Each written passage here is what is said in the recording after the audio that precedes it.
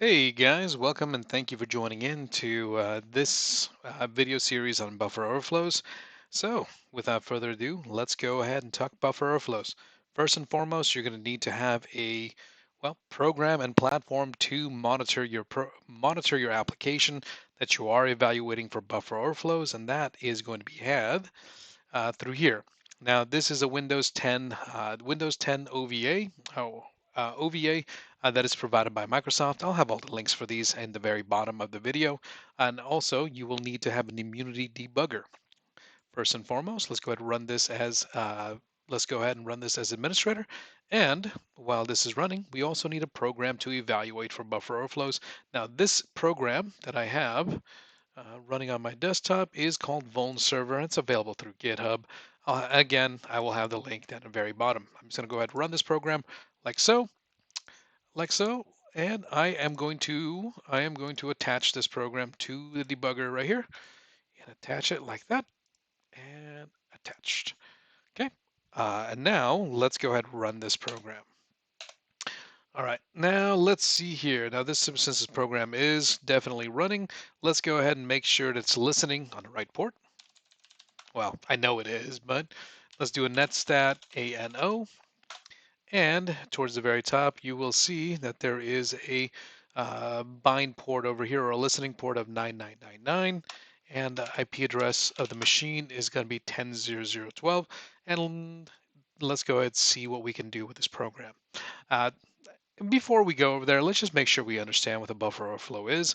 A buffer overflow is a condition where an application receives a variable or essentially, yes, it receives a variable that overwrites its registry points. Case in point, we are going to try to write over uh, the safe portion of the memory into the EIP region where we are able to execute code, and that is a lot easier to show you than to explain. All right, so let's go ahead and jump on over to Kali Linux, the other part of the tool that we're going to be using, and let's see how we can interact with this program. I'm going to escalate my privileges over here. And just for demonstration purposes, I am going to netcat over to 10.0.0.12 as shown earlier over at port 9999, like so. And we are going to type in help, and we are going to feed this this program commands like stats, and then I suppose we just give it a value like so, and then we may go trun, and we were going to go ahead and give it a value like so. And essentially, this is what what looking for a buffer overflow looks like. Except this is a bit manual. This will take forever, so that's why we need automation. We were going to need automation and some tools to help us with that. Now, one of the best tools for this is going to be Python. And of course, guys, there are tools like fuzzers that you can use to identify points on a program where you can overflow. However, let's make ourselves a directory. In this case, I already made it overflow. And let me go ahead and remove this buffer overflow. And let's make a new one. Okay, so we're going to need to create a way to interact with that program like we just did, but in a more automated way so we can maximize our time. And for demonstration purposes, we're just going to use Python for it. Again, if you were serious about this, you would use a fuzzer. There are programs that are available like BuFuzz that you can use for it. But for demonstration and educational purposes, we're going to do this from scratch. Now, from scratch, that means we are going to use Python. And the easiest way to do that is to just nano or create a text file document of the overflow. So we're just going to call this overflow.py. Py just means it's Python. And we are going to get started with this. Now, first and foremost, the first line in any Python shell is USR or shebang bin Python, declaring that this is a Python program and where the executable is. And since we are going to need to communicate using TCP/IP and IPv4, we also need to import the socket library, which we're going to need. Okay. And since we are going to be communicating with an IP address and a TCP port, we are going to need to declare that S will equal socket.socket, socket.socket, socket.a f underscore inet, and which is a big fancy way of saying, hey, we're going to use IPv4 and socket.sock, sock stream, which is going to declare, hey, we are going to use TCP port. All right. From there, we're going to say, hey, connect, again, connect server port, and we are going to declare the server equals quotation mark 10.0.0.12 as we saw earlier, and port is going to be 9999 right there. Notice we put the quotation marks on 10.0.0.12 because we have periods in between it, so it's not a straight up numerical value. However, 9999 is a numerical value and does not require the quotation marks. Now, this program itself over here isn't really going to do anything. Until we start adding a payload to it. In this particular case, we are going to say the buffer equals the command, what we're going to send first and foremost. If you guys saw earlier that we typed in the trun command and then whatever value that we put in there. So we're going to try to mimic that this way.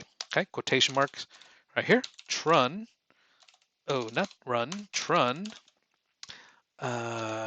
this right here, equal that. And then we are going to, just to keep ourselves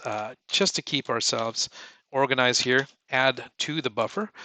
We are going to identify it by sending a bunch of A's or variables. In this case, we're just going to use one times 2,000 A's. So essentially what we're going to say is we're going to send the word trun and 2,000 A's to this program here.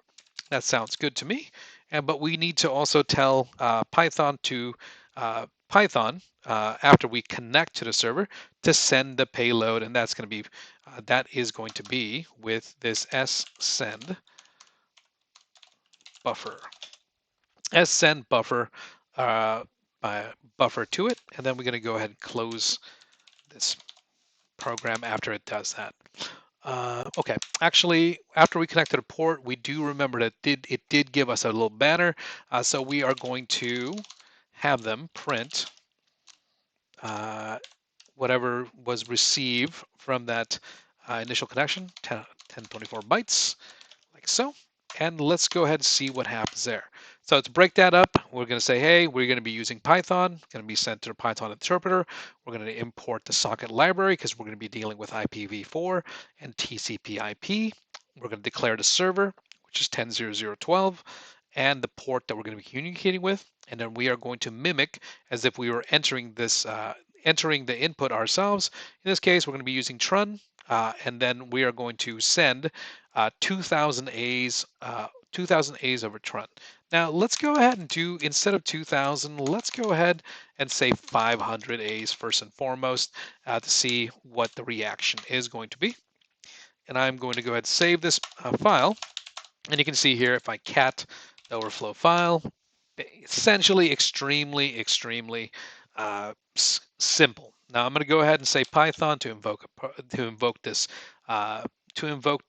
script, and I am going to go ahead and say overflow right there. And just to show you guys what it's doing on the back end, I am going to open up Wireshark over here, just so we can see that. It's not a bad idea, right? All right, so let's go ahead and send the overflow script over here. Looks like it ended, gave us back to a terminal, and over here there was a synac on over 1012, and then it looks like we have the majority of the 500 characters here, and if we just follow this TCP stream like so, you can see that this we sent. Remember, guys, in Wireshark, blue is what's sent to us, red is what we send. And if I am a betting man, I bet you these are 500 A's sent on over. But it says trun complete over here, so I'm assuming this ended properly, or this ended properly without exception. So a buffer overflow did not occur. If we go ahead and pop this over, yeah, the program is still running. Nothing has changed there. Now let's go ahead and up to ante a little bit, and let's go ahead and create a larger payload. So nano overflow py, and the 500 just isn't cutting it. So let's just do 2000 as the actual payload. So I'm gonna go Control X, save the modified buffer, sure, and we are going to go ahead, close this up, just make it clean, and start this over again. And let's go ahead and use the Python uh, to invoke the script one more time, run the script, and let's go ahead and send it on over. And this time looks like we just go shy of 20, shy of, what do you call it? 2100 bytes. And if we follow the stream once again, we will see that there probably is quite a few four more there. So it did. We don't have a trunk complete over here. So let's take a look. Let's take a look over at our other page. All right, so it looks like it paused. Something made this bad boy pause. Looks like it took in the EAX register all of these settings, all of these A's, I should say. However, down in the very bottom, the EIP still shows that it's not. We did not write over it. If that was the case, we would see a bunch of A's overwritten to the EIP section. So to state this in a more succinct way, the input that we provided this program made it crash. However, it did not overflow to the section that we needed to in the EIP region. Okay, so it crashed, which is good. So we know that this program is capable of being overflowed. However, we did not overwrite the EIP section. So let's go ahead and do this one more time. Let's nano overflow.py, and instead of 2000, let's go ahead and give it 3000 characters over here. Oh, actually, let me go ahead and just modify that. Yeah, so right now, let's go ahead and modify the script. We're with nano and the buffer, this section over here. We're going to go ahead and say 3000 character A's rather than 2000. Let's see what happens from there. And let's go ahead and clean this up again to make this look nice. Okay. And one other thing too, while we're doing this, since the program did crash over here, we're going to need to restart the program. An easy way to do that is pressing Alt F2. I'm sorry, Control F2. Alt. Yeah, I'm sorry. Alt F2. We're going to go ahead and restart this program over here, and then we are going to press F9 and nope, does not have the case. So I'm going to go ahead and rerun this. Okay, like so. And then I'm going to attach this file again to the VulnServer. Press F9 to run this program again. Okay, now it's running. Now it's running. Let's go ahead and flip on over, back on over to Kali Linux and see what we can do with the 3000 buffer size.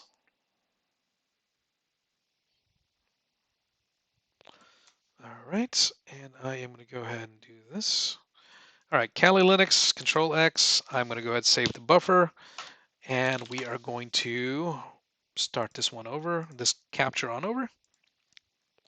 And let's go ahead and send this buffer on over through Python buffer overflow. And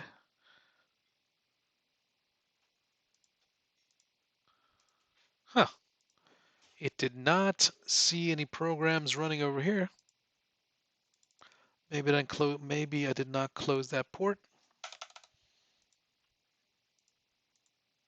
All right, let's go ahead and do this. Let's go ahead and clear this out. It is not receiving any information. Let me go ahead and see if I can restart the program or process from the other side.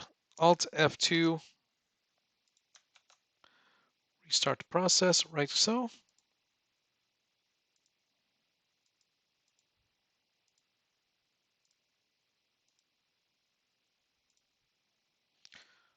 Okay. Nope. Restart that over.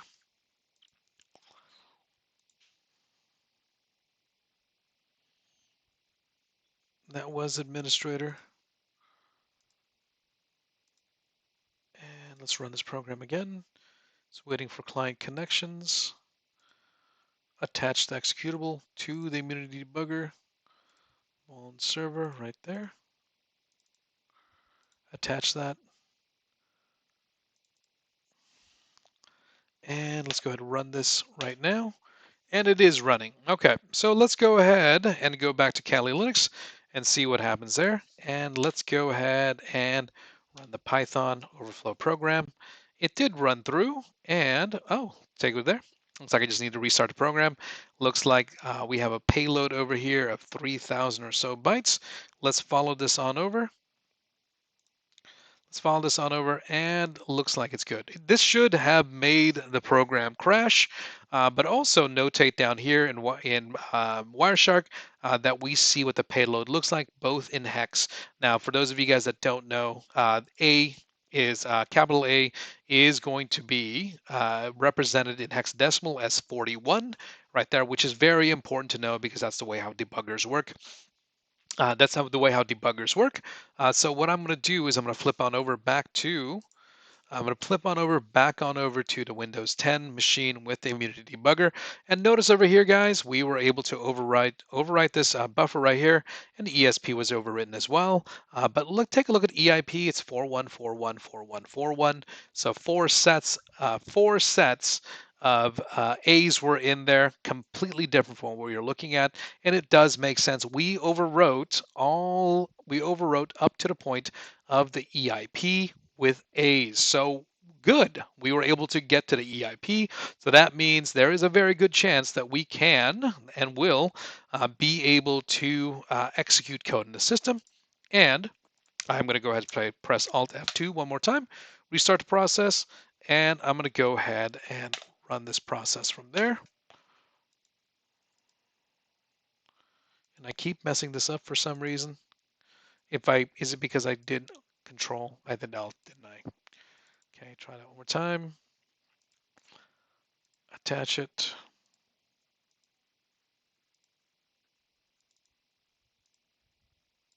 Restart, detach. Oh, it's control. I knew it. Okay, so it's let's go ahead and run this one more time over here, and let's go ahead and jump back on over to Kali Linux. All right, so this leaves a very interesting dilemma here. Now, what we don't actually need Wireshark anymore. Now, this leads to a dilemma where we know that we can overwrite into the EIP. However, we're going to need to know exactly when the EIP starts. And using something like 3,000 characters is not really going to help us out. But there is a program that will allow us to identify where the overflow begins or where the EIP section begins in the memory, and that is by inserting a predefined pattern into the buffer overflow. So rather than sending 3,000 A's, we can set a string that is unique enough that we know when a buffer gets to a certain point in the registry, and that is going to be with MSF pattern create, and I am going to create a pattern of 3,000 characters that will look like so. That's MSF pattern. We are going to use the L option to create 3,000 distinct characters here. And what we're going to do now is I'm going to copy this. I'm going to nano the overflow PY. And instead of here, I am going to go ahead and comment this out. And I'm going to say buffer equals or plus equals quotation mark right there. And I'm going to pop this in, and I'm going to press Control X and save it. And now we are going to send this again. And just for giggles, we might as well start up Wireshark as well.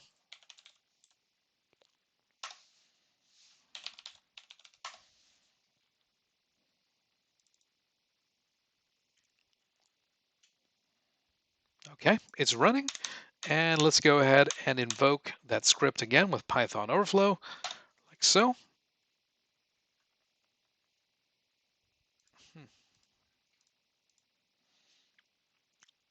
I see the handshake. Like I see the handshake happen, but it's not negotiating. So something must be going on with the other program here. So we're going to have to do a little bit of troubleshooting on this side. All right, so I'm going to go ahead and bring this back up. And it looks like, well, it's running, but you're not receiving any connections, are you? Okay, looks good. Why aren't you doing that? Okay, so I am going to go ahead, go back to immunity, terminated. Oh, well, that's not good. Okay, so Control F2 to restart it, and then I'm going to press F9 to get that back up and running. Everything looks kosher. Let's go ahead and send the overflow again. And it shows it right here, connection was reset by peer. So that's interesting. It's on a reset. I suppose it was after a restart that that happened. So let's send the buffer overflow again. Okay, looks like that time it worked. And we were able to send this pattern. And if I follow this again, if I send a pattern, it's going to be all this unique string right there. Awesome. So let's go take a look at what happened on the VulnServer side or the Windows side over there. And notice over here, guys, we find something fairly interesting. We send this unique pattern right there, and the EIP now has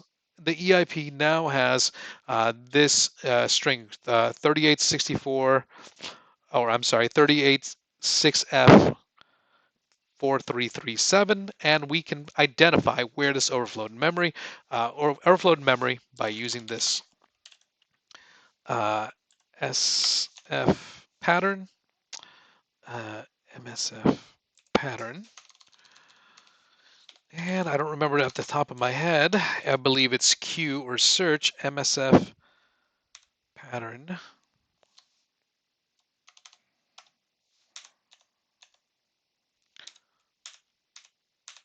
And there it is, offset.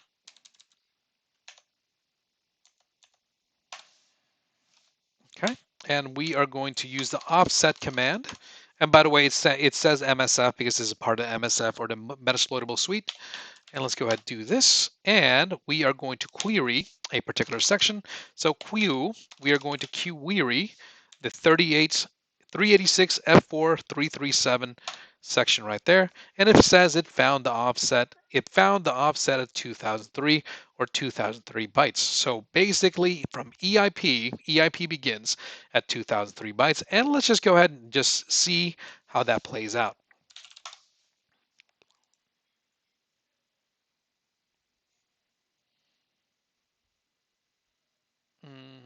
I just did that off screen, didn't I? Okay. All right. So let's go ahead. Okay. So basically, again, guys, let's go ahead and do this real quick because I didn't flip over the screen. 386 right here, this number. We are going to do that again. We are going to go ahead and use MSF pattern offset. This is the particular tool right there. And we are going to type in help here. And what we're basically doing is using the Q for query. We're going to try to find where a particular offset start off at. So Q, that was 386. F4 337 like so, and that's where I get the 2003 from right there for the pattern. Okay, that makes sense. If you take a look, where did I get this number? Where did I get this number? Remember, it was right here. I got that number right there. EAP number. All right, so it begins at 2003. Let's go ahead and flip on over. Flip on over to the Cat Linux box, and let's go ahead and nano this overflow now. And let's go ahead and comment this out. And let's just go ahead and say buffer. So buffer equals A times 2003. So basically it should take us up to the EIP, but I want to make sure that that is the case. So let's go ahead, after we fix this with a plus sign right there, after we fix that, let's go ahead and say, you know what, delete that, buffer plus equals, and we are going to send B, 4 Bs into the section over here. And what we're going to do is see if we overwrote the EIP area with 4 Bs. So I'm going to go ahead and close this out and save it. And I am going to, because I am very forgetful, double check on this program. It is paused and it is overrun. So let's go ahead and Control F2. Control F2 to restart the server. Say yes. And since it's writing over, let's press F9 to run the program again. Okay, great. Now that it's running again, let's go ahead and see if we can run the script against this guy one more time. Our modified script, and let's just go ahead and run the overflow command again, and that is going to be Python overflow. Okay, looks like it went through. Let's flip on over to the Windows again, and notice over here, guys, 4242, or at least 442 is available for there. So it was able to write over that. And again, if you want some validation, ladies and gents, let's just go ahead down to the very bottom over here. Go down to the very bottom. Okay. Let's follow the stream. If you guys can see, A, all the way down there, and then plus 4 Bs as expected with the source code, and everything works just great. So let's to recap everything that we just learned right this very moment. Buffer overflows occur